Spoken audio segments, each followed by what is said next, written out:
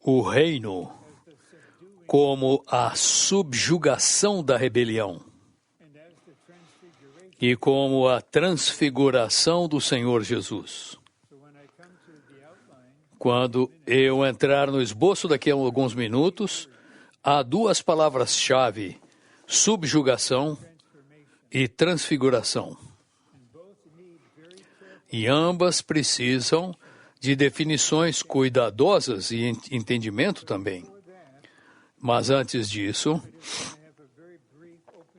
eu quero dar uma palavra de abertura bem resumida com relação ao reino e da nossa participação e busca nele. Porque há amados santos aqui em diversos níveis de experiência e aprendizado. Então, o reino, do ponto de vista de Deus, é a esfera onde podemos governar para que a sua vontade seja feita e o seu propósito cumprido.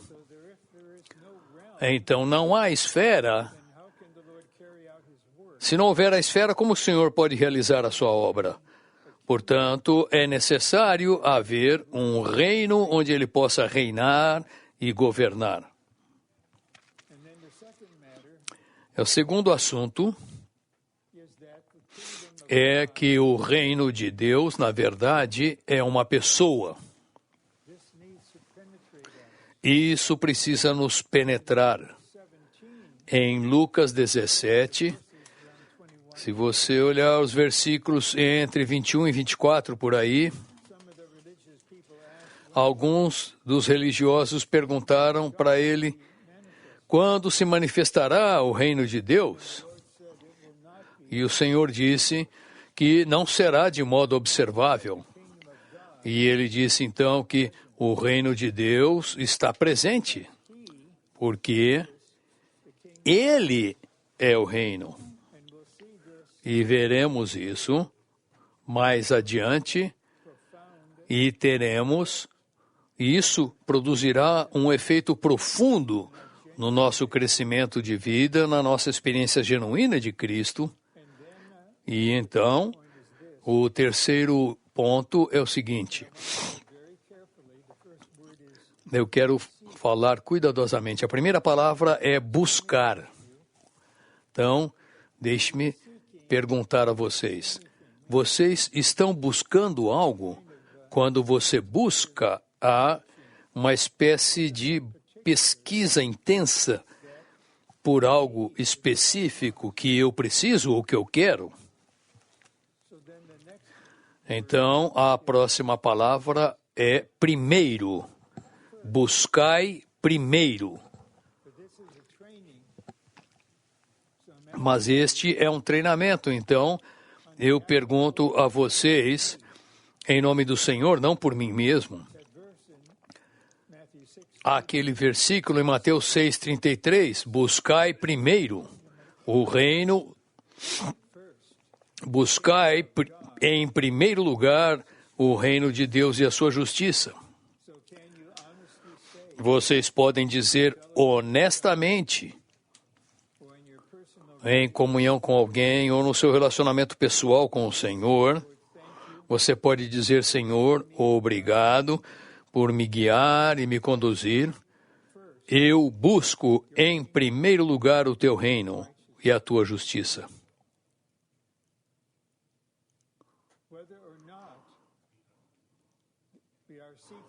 Se estamos ou não buscando em primeiro lugar, é determinado, isso determina toda a nossa história espiritual na Terra. Porque o que está principalmente no coração do Senhor e uma das maiores necessidades para Deus cumprir o seu propósito é secundário. Porque você está buscando outra coisa em primeiro lugar. E então, há ocasiões eu aprendi isso muitos anos atrás, que muitos irmãos e irmãs terminam a sua formação universitária, vêm para o treinamento de tempo integral e seus pais, pessoas preciosas, irmãos e irmãs nas igrejas, eles dizem, não é prático isso. Você vai gastar 2 anos lá, você vai ficar defasado com relação ao seu futuro. Isso indica buscar algo que não está em primeiro lugar. Então há uma esfera na qual somos parte dela, que é o reino de Deus, a esfera onde ele reina para o seu propósito eterno. E agora você percebe que o reino é o próprio Cristo.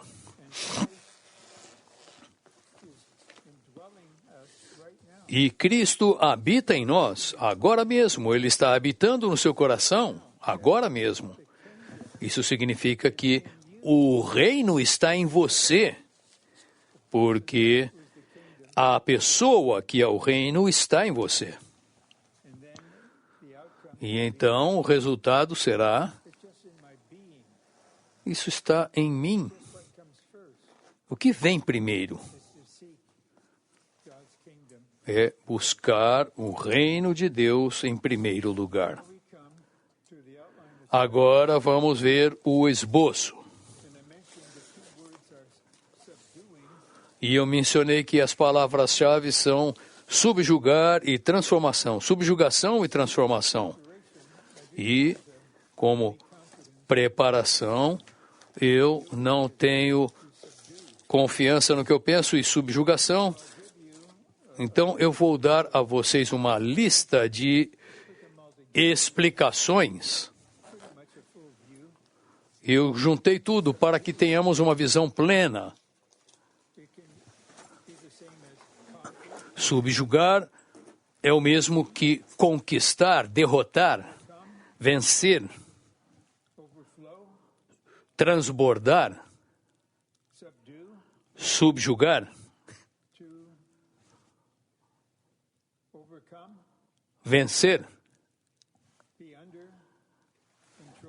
estar sob controle,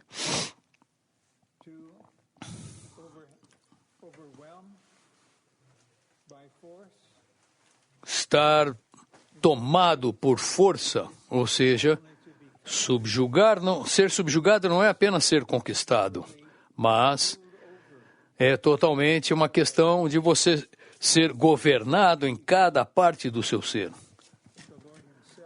Estando em paz com o próprio Senhor. Agora, alguém sabe de memória qual é o primeiro versículo na Bíblia que menciona subjugar? Subjugar. Exatamente. Gênesis 1:28. Fomos criados para expressar Deus e dominar, subjugar as coisas negativas na terra. Na verdade, isso refere-se a dominar, subjugar Satanás, sujeitar Satanás e a sua obra na terra. E é claro, o inimigo percebe isso e ele fez com que os seres humanos se desviassem, e nós sabemos disso. Mas agora, eu quero mostrar a vocês qual é o que é mais importante e útil dos livros na restauração nos últimos 58 anos. É o livro chamado A Igreja Gloriosa, de Watchman Nee. E nesse livro, é claro, primeiro foi escrito em chinês. E uma irmã que serve aqui, muito fiel, traduziu de maneira muito precisa sob a orientação do irmão Lee para o inglês, e em 1968 esse livro foi publicado e eu estava apenas há 1 ano e 8 meses na restauração e eu conhecia muito pouco, mas eu li cuidadosamente aquele livro e vou ler algumas passagens do capítulo 1, que fala sobre a diferença entre a obra do homem e a obra de Deus. E o que queremos falar com relação à expressão a obra do homem é fazer todas as obras importantes e necessárias para o benefício dos seres humanos, pregar o evangelho, para que sejam salvos e batizados. Então, nós os apacentamos, nós cuidamos deles. E isso é uma obra genuína e crucial. Mas há outro tipo de obra, a obra de Deus. E a obra de Deus envolve sujeitar, subjugar Satanás, o inimigo. E um nível de consagração é: Senhor, temos uma obra maravilhosa a ser feita, a obra entre os seres humanos, pregar o evangelho do reino, e apacentar os outros, coisas assim. Mas, e o outro lado? A obra de Deus. E o irmão Watchman Nee, naquele livro, A Igreja Gloriosa, páginas de 9 a 11 em inglês, fala algumas palavras poderosas que penetram a respeito da obra de Deus. E antes de prosseguir, lendo alguns itens, eu quero compartilhar algo. Depois que eu li aquele livro, depois que eu li isso, embora eu tivesse pouca experiência, para ser honesto, eu tive um entendimento muito claro, humanamente falando, e então tomei uma decisão, como consagração. Senhor, eu me dou totalmente e toda a minha vida para a obra de Deus,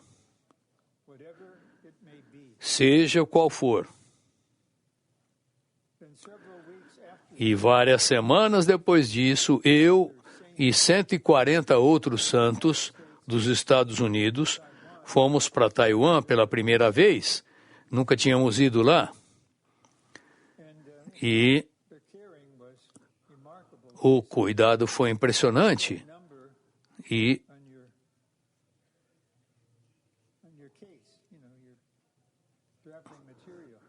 põe alguma coisa no seu material de viagem, na sua mala. E eles falaram: não, nós temos um lugar para vocês. Os irmãos solteiros foram para um edifício enorme, que era verão, era uma escola, um ginásio ali. 15 de nós estávamos no mesmo quarto, 15 pessoas num quarto, cada um numa cama de solteiro, e uma noite, e eu tive um sonho. E eu posso dizer honestamente diante do Senhor que foi um sonho divino, foi um sonho espiritual com relação ao Cristo todo inclusive e a economia de Deus. E quando eu acordei, eu estava muito alerta. E o Senhor estava ali lidando comigo, porque eu comecei a pregar quando tinha 16 anos de idade, e o Senhor disse: Ron, Não fale nunca mais dessa maneira. Em outras palavras, você tem que começar tudo do zero. Começar tudo novamente. E eu muito feliz, eu disse amém. E aí eu percebi, não estou exagerando, que o próprio Satanás estava ao meu lado. E eu não tive medo. Eu não fiquei chocado. Porque eu tive a oportunidade também, através do ministério do irmão Witness Lee, em Apocalipse 12, eu venci pelo sangue do Cordeiro, pela palavra do testemunho, não amando a própria vida da alma até a morte. Então eu me levantei, fui para o... Entrei no negócio de correio. Eu falei para Satanás, eu venci pelo sangue do Cordeiro, pela palavra do seu testemunho e decidi entregar a minha vida até o fim. Por quê? Esse foi apenas o começo. Aquilo era apenas o começo, mas uma vez que eu tomei aquela decisão sob a orientação do Senhor, eu não sei quem estava intercedendo, certamente alguns santos maduros, talvez até o próprio irmão Lee e a sua esposa, tenham orado por muitos de nós. E então, o resultado é que aquela consagração específica foi aquela consagração. Agora vou ler algumas afirmações para que vocês tenham uma impressão de quão crucial isso é. Porque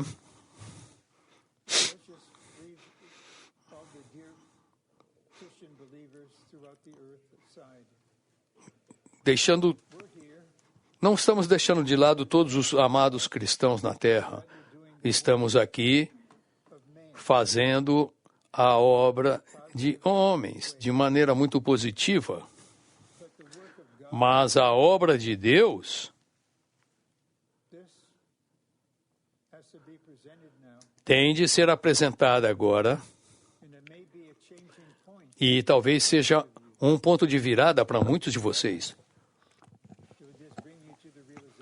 Para outros, você simplesmente vai perceber que eu não vou chegar a esse ponto. Eu não posso ser tão extremo assim. Eu simplesmente posso servir nesta esfera em que tenho estado. Mas essa é uma questão pessoal. Então, aqui, algumas afirmações cruciais. Devemos distinguir a diferença entre a obra de salvar almas e a obra de Deus. A obra de Deus e a necessidade de Deus são totalmente negligenciadas. E a situação ainda é essa. Até mesmo no nosso meio, talvez porque não saibamos, muitos, quando foram iluminados, como aconteceu esta tarde, todos tiveram uma reação. Não estou culpando ninguém, eu estou apenas falando de um fato. Temos de ver que Deus tem uma necessidade, e essa necessidade é que o inimigo seja subjugado para que haja uma abertura para que o seu reino seja manifestado. Estamos nesta terra não meramente para a necessidade dos homens, mas principalmente para a necessidade de Deus. Essa é uma compreensão de que fomos criados para expressar Deus, fomos criados para sujeitar o inimigo, subjugar a terra. E isso é parte do nosso ser humano.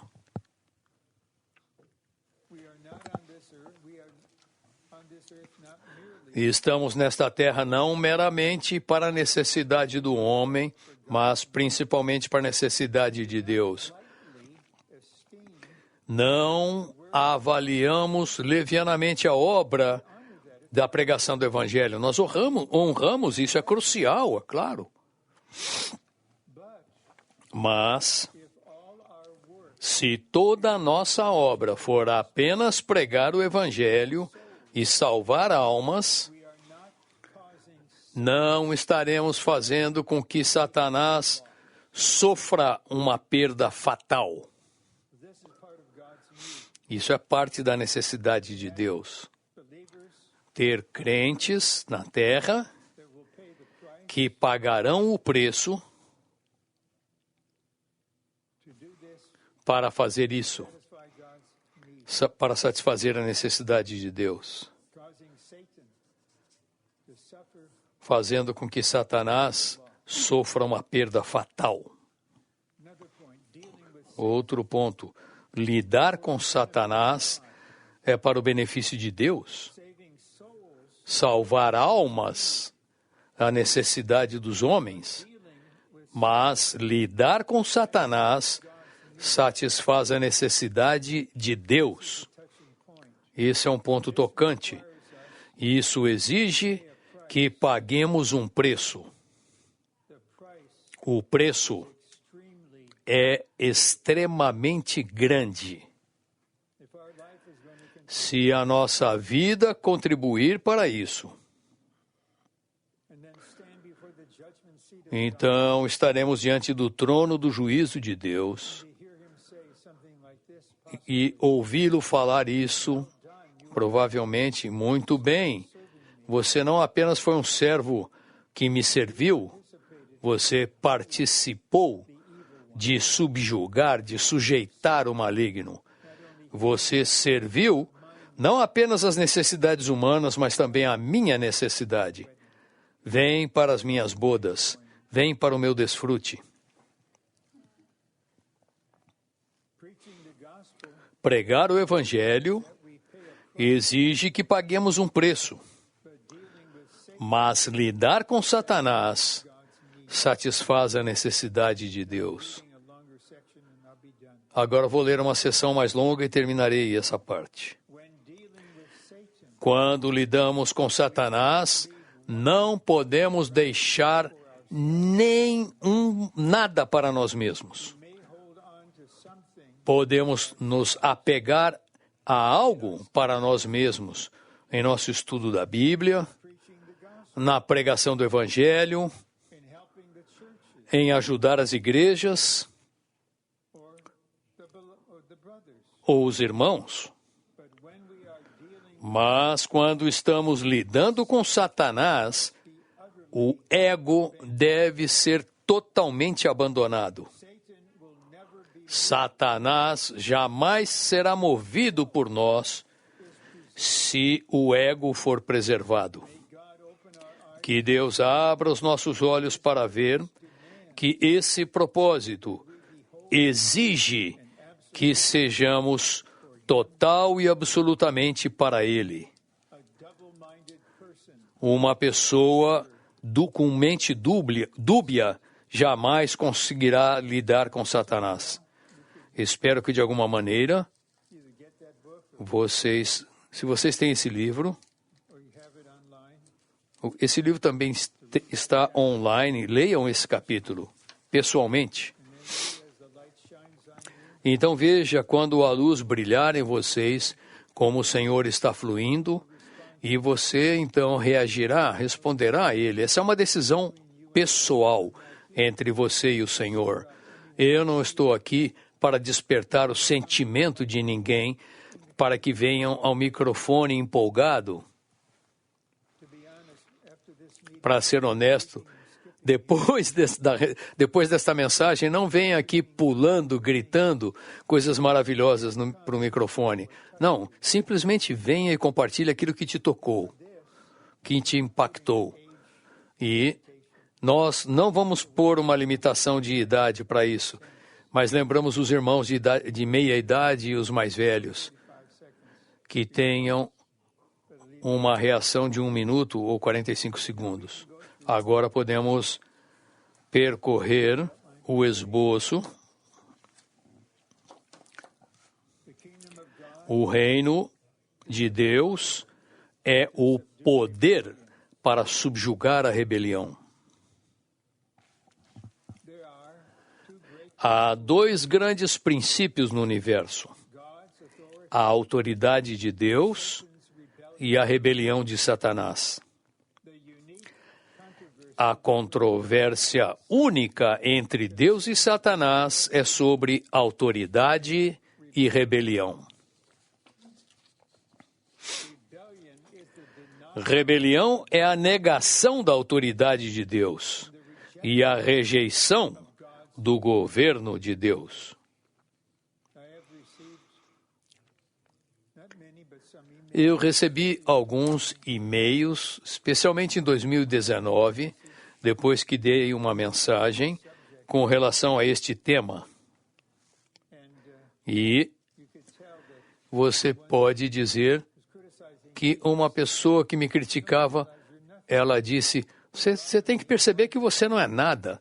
Isso não me incomodou nem um pouquinho. Eu escrevi para ela: antes de você nascer, eu já sabia que eu não era nada, que eu não tenho nada, não faço nada. Eu não estou incomodado com isso. Mas quão triste é que uma irmã na vida da igreja tenha tido esse tipo de reação. Que o Senhor tenha misericórdia dela e a ilumine e a restaure. Ainda há tempo para que isso aconteça. Satanás era originalmente um arcanjo criado por Deus.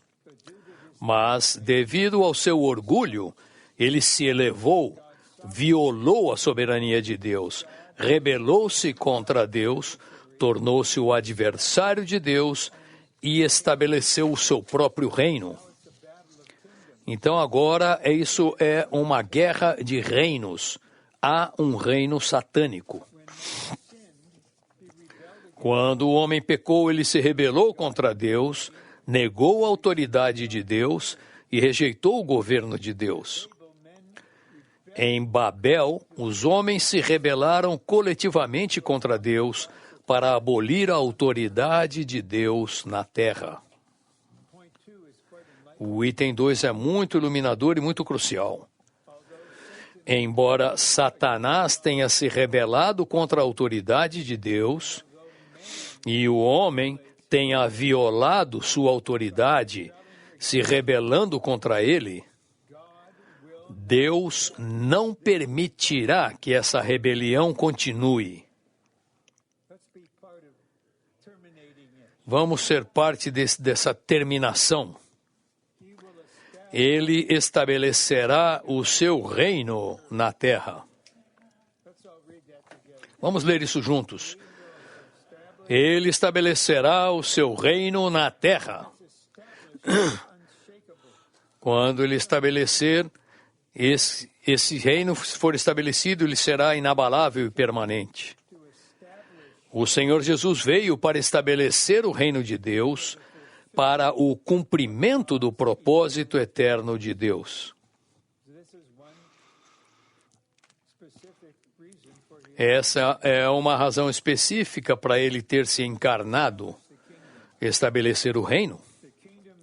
O reino de Deus é uma esfera divina, onde Deus pode exercitar sua autoridade de executar o seu plano. E este é um item muito importante, um ponto muito importante. Quero ler novamente. O reino de Deus é uma esfera divina, onde Deus pode exercitar sua autoridade de executar o seu plano.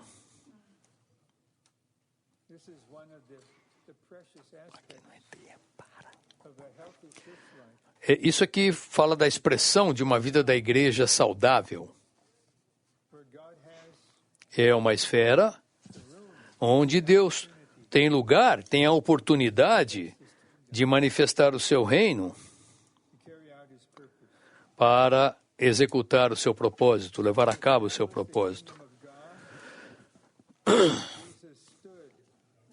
Para estabelecer o reino de Deus, o Senhor Jesus se posicionou como um homem vitorioso, derrotando Satanás e resistindo todas as dificuldades, oposições e ataques. Esse foi o seu viver humano na terra. Que preço ele pagou. O Senhor Jesus pregou o Evangelho do Reino para que os pecadores rebeldes se arrependessem e fossem salvos, qualificados e equipados a entrar no reino de Deus. Quero aplicar isso, não estou limitando a isso, mas eu quero aplicar esse ponto à Europa. Lá em 1973, 51 anos atrás, o irmão Lee deu uma mensagem no domingo depois da conferência do treinamento de verão. Ele disse, eu nunca compartilhei isso antes, mas agora é a hora. E então, ele abriu o que estava no seu coração com relação à Europa, o mover final em direção à Europa, e da Europa para Jerusalém. E muitos santos foram despertados temporariamente, e alguns tiveram um sentimento profundo. E várias semanas depois, muitos de nós estávamos ali, estávamos ali e havia houve um problema de gasolina automotiva no mundo inteiro e parou tudo. Mas veio depois essa questão quando o Senhor teve a oportunidade, e aqui vemos que ele quer pregar o Evangelho do Reino. Sim, há pecadores rebeldes. Que mais? Será que há alguém que não é pecador? Será que há alguém que não é rebelde com relação a isso? Vamos salvá-los. Vamos pregar o Evangelho do Reino para eles. Falando sério. Certamente, até o final deste ano, um bom número de franceses serão salvos e batizados e estarão na vida da igreja. E eu creio que alguns irão para o treinamento de tempo integral em Londres. Isso é apenas o começo. Que tal Deutschland, a Alemanha? É isso que está muito no coração de Deus. Voltando para a letra C. O Senhor amarrou Satanás, o homem forte, e entrou em sua casa para saquear-lhe os bens, para que os pecadores sejam introduzidos na casa de Deus, mediante a regeneração para o reino de Deus. Se vocês olharem isso em Mateus 12, 26, nós vamos mostrar isso. Há duas casas. Há a casa de Deus, que são todas as igrejas locais, onde Deus tem sua habitação, mas Satanás tem uma casa. E quantos centenas de milhões de pessoas estão mantidas cativas ali? E algo veio enquanto eu considerava isso, eu compartilhei com a minha esposa. Eu disse, estamos orando por esta determinada pessoa mais de 100 vezes. Os santos têm orado há mais de 26 anos. E então eu percebi, talvez tenhamos que entrar na casa. Satanás tem o controlado de maneira prática. Mas, quando o Senhor entrar na casa do inimigo e amarrá-lo, então ele pôde libertar todos aqueles que estavam na casa, salvá-los e trazê-los para a casa de Deus. Então, isso elevou as orações, não é meramente Senhor, restaure este, restaure fulano. O Senhor está nos ouvindo, mas Ele está esperando até que você compreenda que eu preciso fazer algo e vocês têm que fazer algo comigo. E perceber que não é você que vai entrar na casa para lidar com o inimigo, mas simplesmente comece a experimentar e a posicionar-se com o que o próprio Cristo fez na terra. Sabemos que em Mateus 12, ele expulsou um demônio e os religiosos disseram que ele expulsava demônios por Beelzebu. Que pensamento maluco é esse? Então, ele disse, vocês também expulsam demônios, não fazem por Beelzebu? E então Jesus disse, com a autoridade se eu expulso os demônios pelo Espírito de Deus.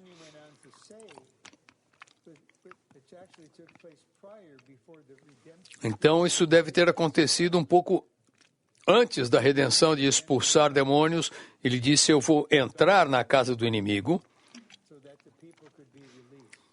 e saquear-lhe os bens e amarrá-lo para que as pessoas sejam liberadas. Então, ele está aqui testificando e dizendo aquilo com base naquilo que ele fez.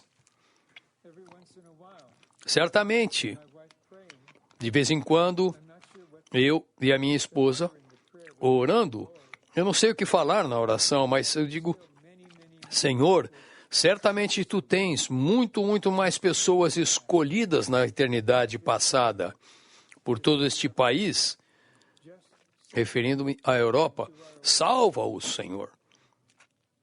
Faz com que nós estejamos conscientes deles. Vou ler o ser novamente, o C.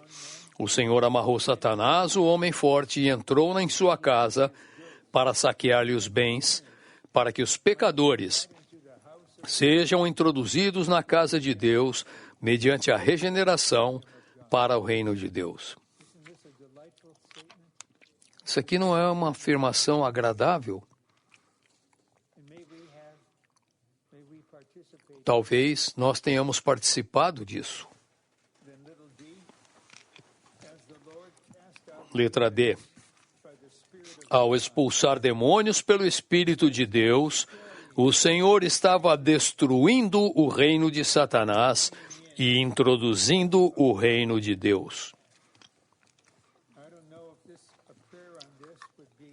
Eu não sei se uma oração a respeito disso seria um tipo de oração que ocorre na reunião de oração da igreja, talvez, mas talvez determinados grupos vitais, em alguns de nós, o Senhor pode nos levar a orar, Senhor, destrói o reino de Satanás, e Senhor, introduz o reino de Deus. Mencionamos lugares específicos, então. No aspecto humano, eu estou 97% terminado. Não significa que eu já acabei. E eu ainda não acabei, ainda estou correndo. Mas tem um pano... Da Finlândia, ele é 95%. Finnish, ele é perdão, traduzi tudo errado. Eu sou finlandês, 97% finlandês. E os finlandeses são durões, fortes. E eu percebo que, Senhor, Tu precisas que mais finlandeses sejam salvos, mais em muitos países. Senhor, traze-os a nós.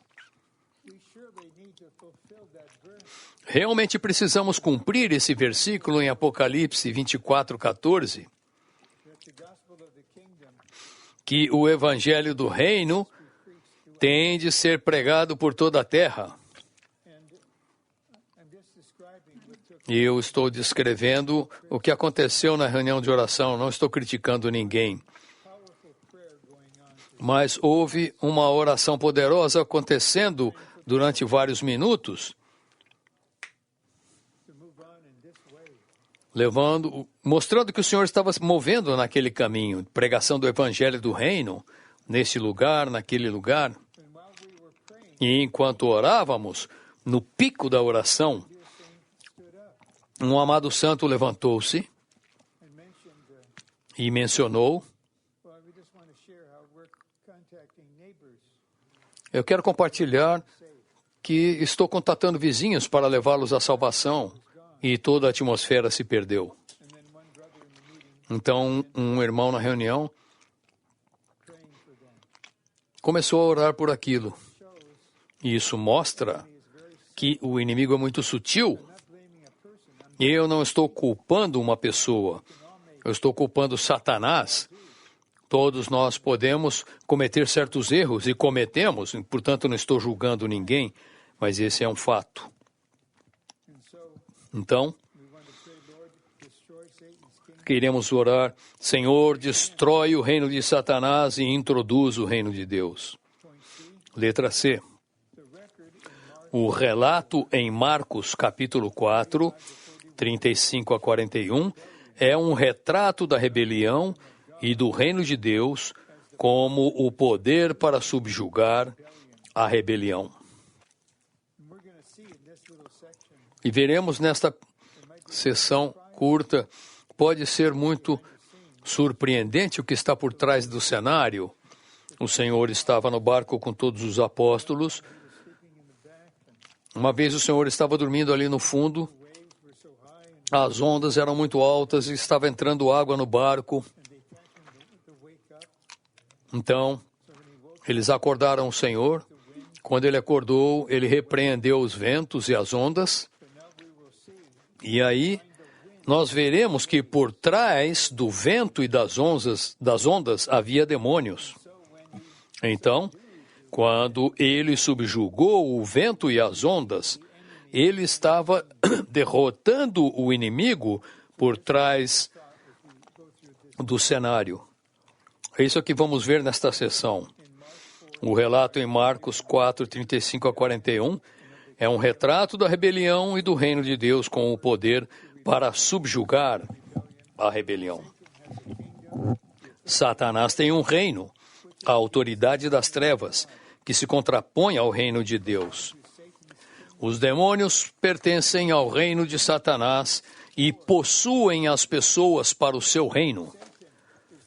Satanás é o príncipe do mundo e a autoridade do ar.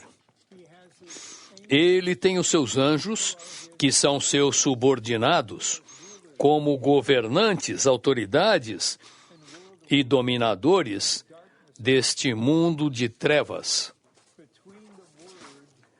Entre a palavra sobre o reino de Deus, em Marcos 4, 26 a 29, e o relato da demonstração do reino de Deus, em 5, de 1 a 20, há o incidente do mar agitado, em 4, 35 a 41. Os anjos caídos no ar e os demônios na água trabalharam em conjunto para impedir que o Senhor Jesus fosse para o outro lado do mar, porque sabiam que ele expulsaria os demônios ali. Eles sabiam disso. Então, não foi algo meramente físico.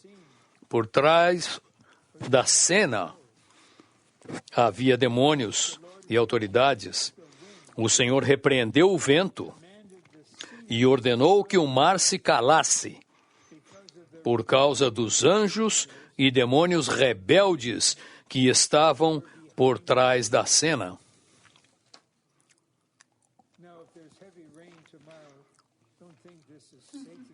Agora, se tiver uma chuva forte aí, não fique pensando que é Satanás tentando nos atacar. Não aplique isso assim de maneira muito precipitada.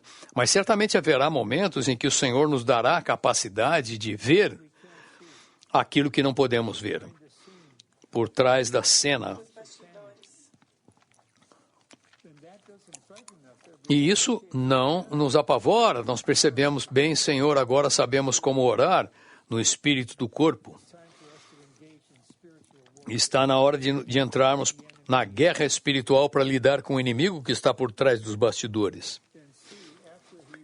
Após repreender o vento e falar ao mar,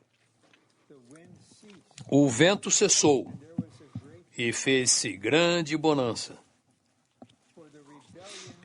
Pois a rebelião dos anjos malignos e dos demônios havia sido subjugada pelo poder do reino.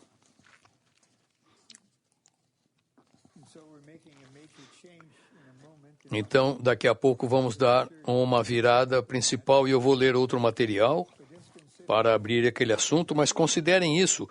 Podemos participar através da nossa oração, especialmente, de subjugar pelo poder do reino, subjugar tantas coisas negativas. Não temos que meramente ficar tristes, lamentando. Senhor, treina-nos a orar dessa maneira. Até mesmo 2 ou 3 juntos, por 25 ou 30 minutos, 2 vezes por semana. Minha esposa e eu, e uma irmã idosa na Europa, nós oramos juntos. E aquilo que oramos se torna nossa oração. E isso pode ocorrer em qualquer parte da Terra, pode ser por algo em qualquer situação, em qualquer parte da Terra. E muitas vezes, quando terminamos de orar, nós falamos, Senhor, levanta grupos como esse para orar por toda a terra e que nunca pare até que o Senhor volte, que sempre haja grupos de oração orando segundo as orações de Deus, reveladas em João 15:7, para que as orações dele se tornem as nossas orações. Agora vamos dar uma virada para o reino de Deus, é a transfiguração do Senhor Jesus. Mas precisamos de alguma comunhão sobre a transfiguração.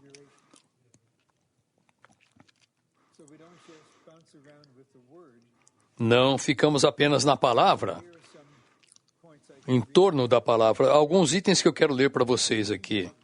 O reino de Deus é a transfiguração de Jesus.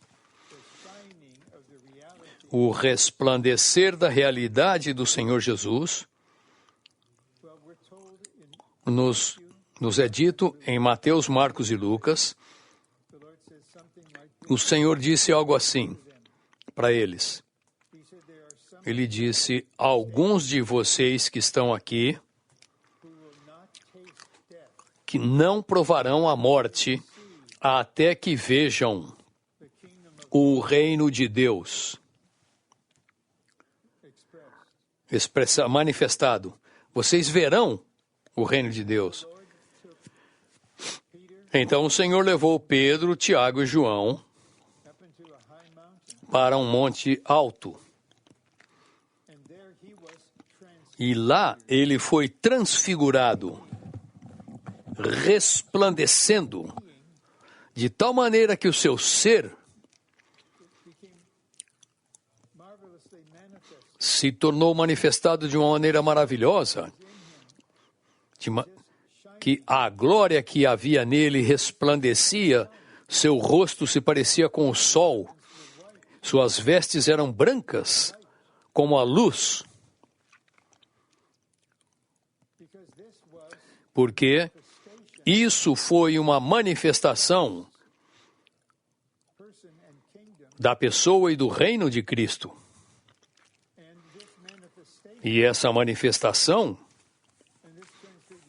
essa transfiguração, vai abrir uma experiência maravilhosa para nós pessoalmente. Vamos ver isso quando chegarmos nessa parte do esboço daqui a pouco. E outra afirmação é a seguinte: para o Senhor Jesus transfigurar-se significa que a sua humanidade estava saturada e empapada, encharcada com a sua divindade. Essa transfiguração, que foi a sua glorificação, é equivalente à sua vinda no reino. Então o Senhor disse para esses 3 irmãos: venham comigo.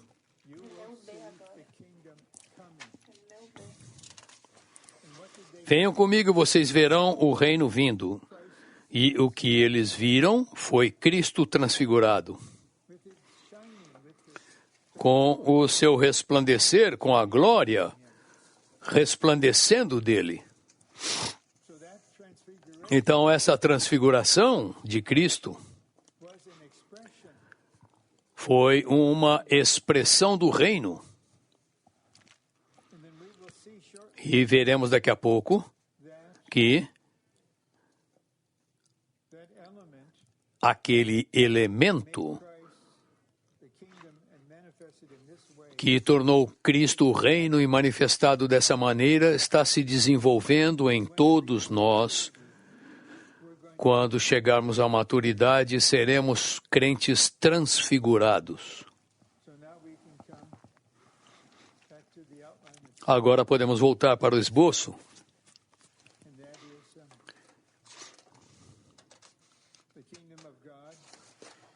É que o reino de Deus é a transfiguração do Senhor Jesus. O que está descrito em Marcos, capítulo 9, de 1 a 13, é um retrato do reino de Deus vindo em poder. O centro desse retrato é o Jesus glorificado, e com ele estão Moisés e Elias, representando os santos do Antigo Testamento, e Pedro, Tiago e João, representando os santos do Novo Testamento. Vejam, isso aqui é um retrato do reino de Deus vindo em poder, com a sua glorificação. B. O fato de o Senhor Jesus ter sido transfigurado significou que a sua humanidade estava saturada e permeada com sua divindade. Eu vou fazer uma pausa aqui. O que vocês acham que estava acontecendo quando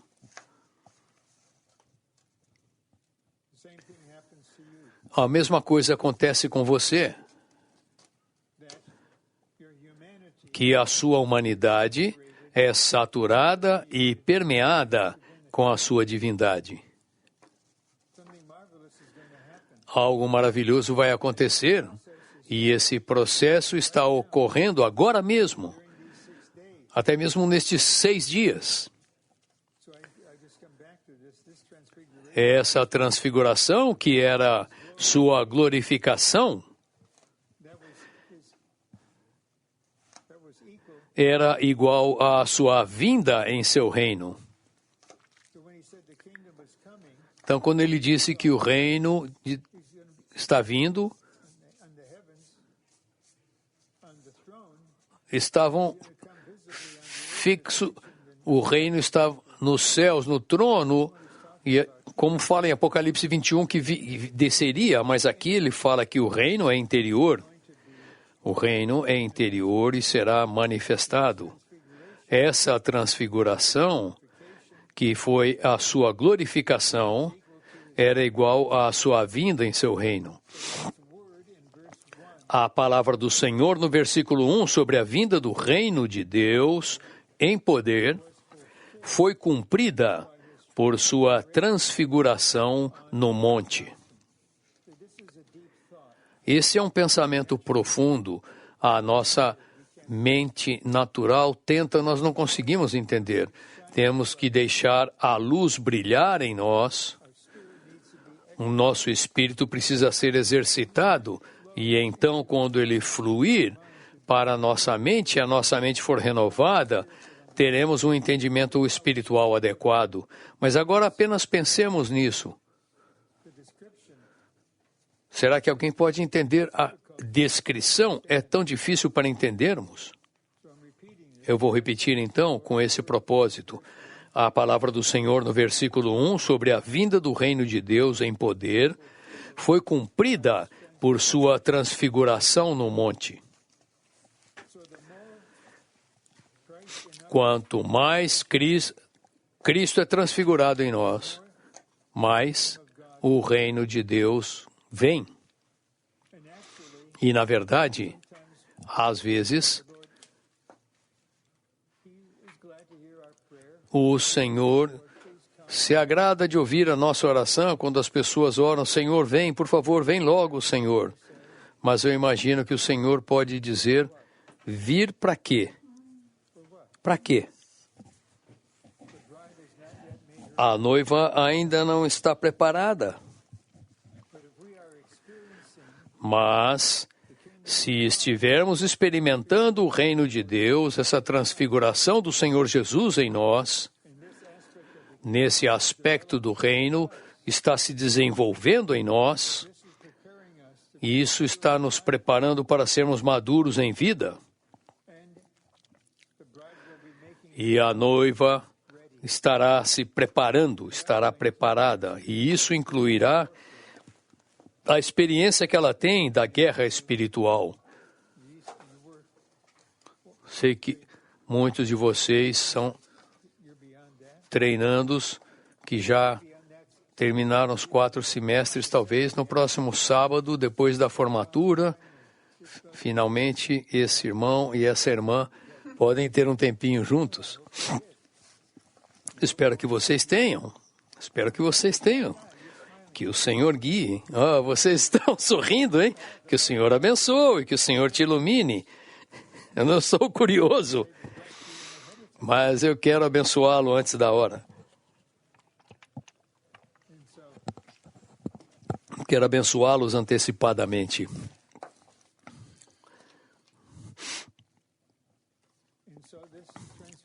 Então a transfiguração se desenvolverá nos dois, pouco a pouco. Então a transfiguração, o resplandecer do Senhor Jesus foi sua vinda em seu reino. Onde está a sua transfiguração, ali está a vinda do reino. Então, essa transfiguração está ocorrendo em nós, embora não estejamos conscientes disso ainda, mas isso indica que o reino está vindo. A transfiguração do Senhor Jesus foi a realização do que Ele é. Quando Ele estava no monte, quando Ele foi transfigurado, o que estava no seu ser foi manifestado. O seu rosto resplandecia como o sol. Ele estava sendo glorificado. Essa é a compreensão do que ele é. E quando ele vier, é assim que ele será. E nós seremos iguais a ele, se formos santos vencedores. O reino é o resplandecer da realidade do Senhor Jesus. Estar sob o seu resplandecer é estar no reino. Esse é um ponto muito precioso, totalmente relacionado com a experiência. Senhor, agora mesmo, brilha em nós. Brilha em nós, Senhor, resplandece em nós. O teu resplandecer introduzirá o reino. Eu quero ler novamente isso. O reino é o resplandecer da realidade do Senhor Jesus. E quando ele vier a arrebatar os santos vencedores, o mesmo se aplicará a nós.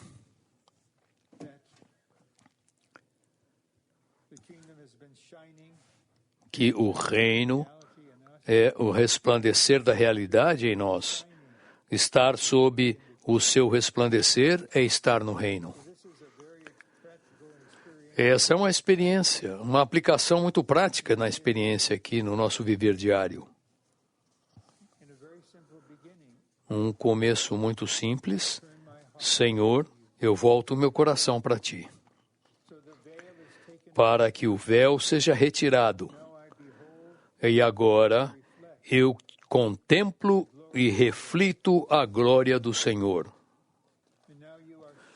E você agora, tu, Senhor, agora estás resplandecendo em mim. Quando você vai até Ele, ore assim: Senhor, eu sou um vaso aberto. Resplandece em mim, Senhor. Resplandece a realidade em mim. Senhor, eu abro cada parte do meu ser.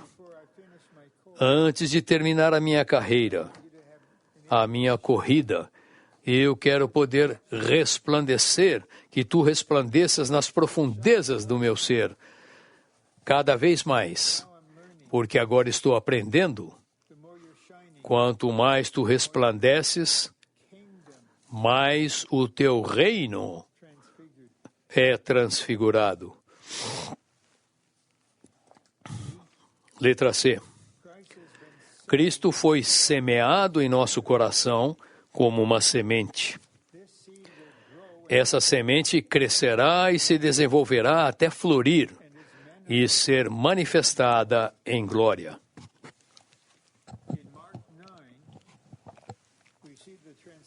Em Marcos capítulo 9, vemos a transfiguração de Cristo como a semente semeada em Marcos capítulo 4. Aquele que recebemos como a semente do reino de Deus precisa crescer em nós, até florescer a partir de nós. Esse florescimento será a transfiguração do Senhor em nós, na prática e na experiência.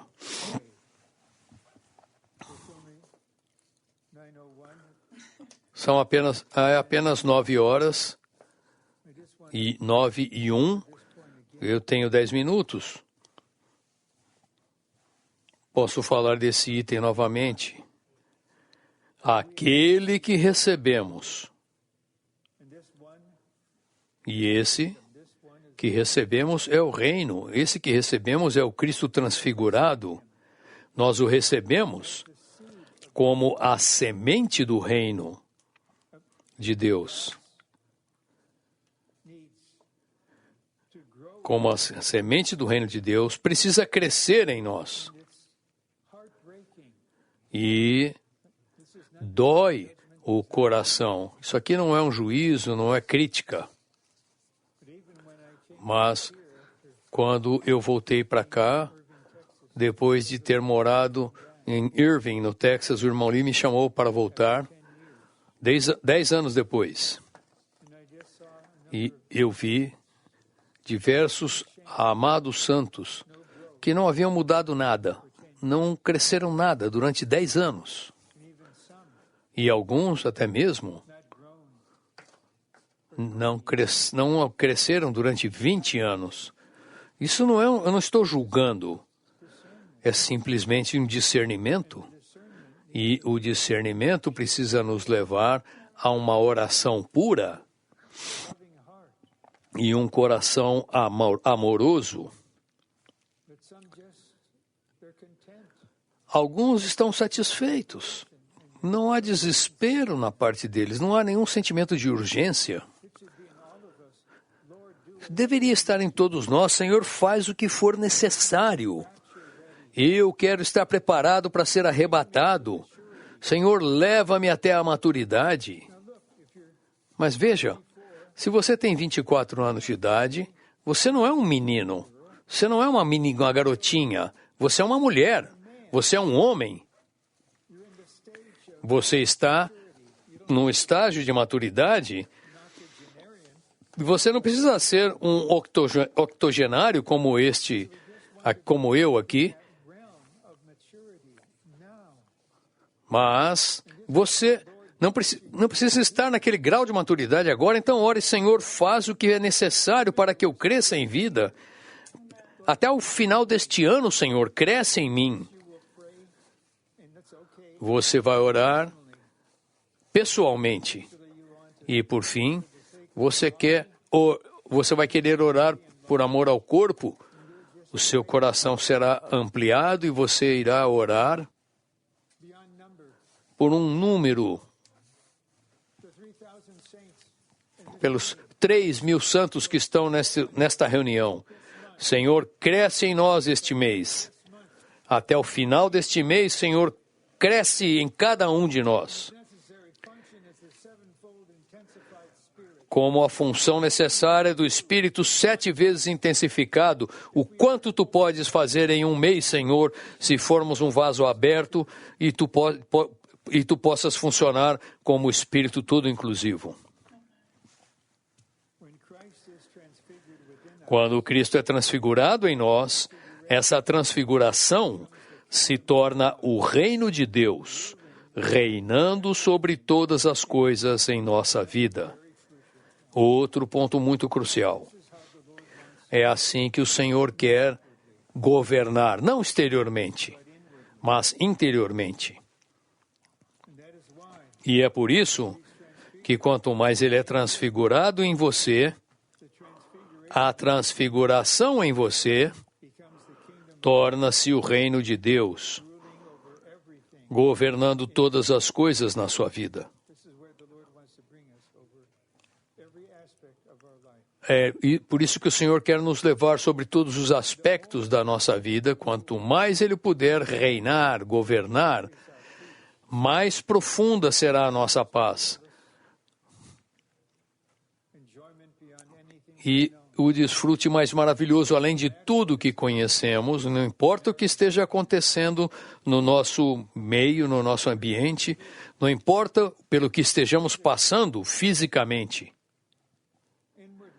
Interiormente, podemos ter a sensação de que o reino de Deus está se desenvolvendo,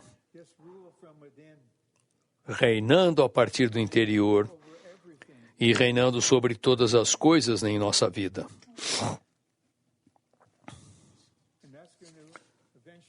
E isso, por fim, irá governar o nosso falar.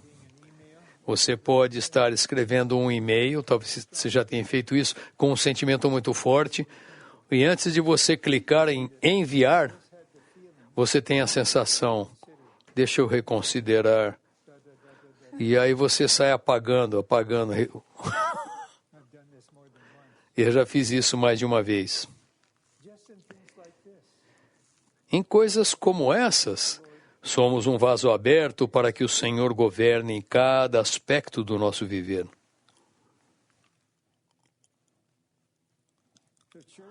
A igreja como reino de Deus não pode existir na vida natural, mas pode existir somente nessa esfera da transfiguração.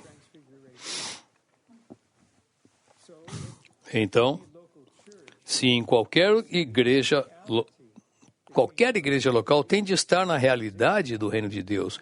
E ela é, posicionalmente, todas as igrejas, posicionalmente, são o reino de Deus. Mas se uma determinada igreja,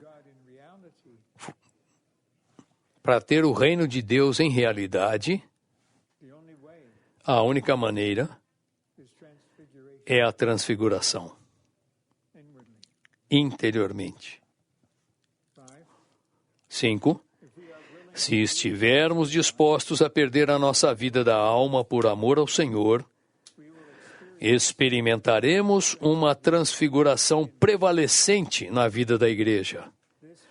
Essa transfiguração será um reavivamento genuíno. Então, de maneira suave, mas direta, eu vou fazer uma pergunta a vocês em nome do Senhor. Você está disposto a perder a sua vida da alma? Sua vida da alma. Você lê Apocalipse 12, 11. E os inimigos falam, eles estavam me acusando diante de Deus dia e noite. Dia e noite, nos acusando. Então, ele diz que eles o venceram. Como? Por causa do sangue do Cordeiro. Santos, vocês precisam conhecer o poder do Cordeiro. Quando o inimigo ataca vocês, não tente falar algo. Eu vou ler mais a Bíblia hoje. Não. Não faça algo em você. Você deve dizer, Senhor, eu me coloco contra o inimigo pelo sangue do Cordeiro. Então você fala a palavra do seu testemunho. E por fim, chega ao ponto em que estou disposto a perder a minha vida da alma. Mas essa não é uma pergunta teórica, amados santos. Vocês estão dispostos? A sua vontade é que determina. Se você for passivo, você não estará disposto, mas se você tomar uma decisão em seu relacionamento com o Senhor, à luz da transfiguração do Senhor Jesus, sendo o reino em nossa experiência, então você terá o verdadeiro fluir para dizer, Senhor, estou disposto a perder a minha vida da alma por amor a Ti. Eu creio que se qualquer um de nós orar, os anjos no céu se alegrarão. Em Lucas 15, quando uma pessoa é salva, há alegria. E eu acho que nós damos trabalho para... Cada um de nós tem um anjo que cuida de nós. Eu já dei dificuldades para eles, mas eu creio que os anjos se alegram ao ver isso. Finalmente, o Ron está disposto a perder a sua vida da alma por amor a Cristo Jesus. Então, vamos embora. Vamos de novo. Vamos continuar com ele. E vou ler agora a última sessão, Algarismo Romano 3. Isso é o que acontece no reino, na manifestação do reino. Aqueles que serão transfigurados e subjugados. Então os justos resplandecerão como o sol no reino de seu Pai. Todos os santos vencedores, como co-reis, resplandecerão como o sol. Espero que estejamos juntos e vejamos cada um com um rosto resplandecente, um ser resplandecente.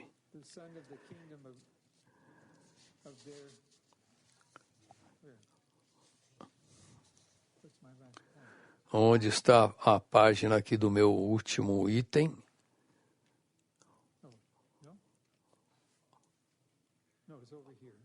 Está aqui. Na hora da manifestação do reino, nossa humanidade será glorificada pela gloriosa divindade em nós. Amém. Em certo sentido, o Senhor voltará do céu, mas em outro sentido, Ele sairá de nós. E eu quero falar isso de novo, da seguinte maneira. Em certo sentido, o Senhor voltará do céu, mas em outro sentido, Ele sairá de você. Quando Ele estiver vivendo plenamente em nós, esse será o momento da sua vinda. É isso que Ele está aguardando. Que sejamos levados até esse ponto. Na hora da manifestação plena do reino, entraremos plenamente na glória. No milênio, os crentes vencedores estarão com Cristo na glória resplandecente do reino, enquanto os cristãos derrotados sofrerão a disciplina nas trevas exteriores. Que o Senhor nos resgate das trevas exteriores, que todos estejamos na luz, agora interiormente e então para resplandecermos pelo Senhor com glória. Por favor, orem por 1 minuto e qualquer um de qualquer idade podem vir ao microfone, o irmão Bob dará as orientações. Mas, por favor, não venham empolgados aqui. Simplesmente compartilhe algo que iluminou você, tocou você, encorajou você e deixe o Senhor resplandecer através de você.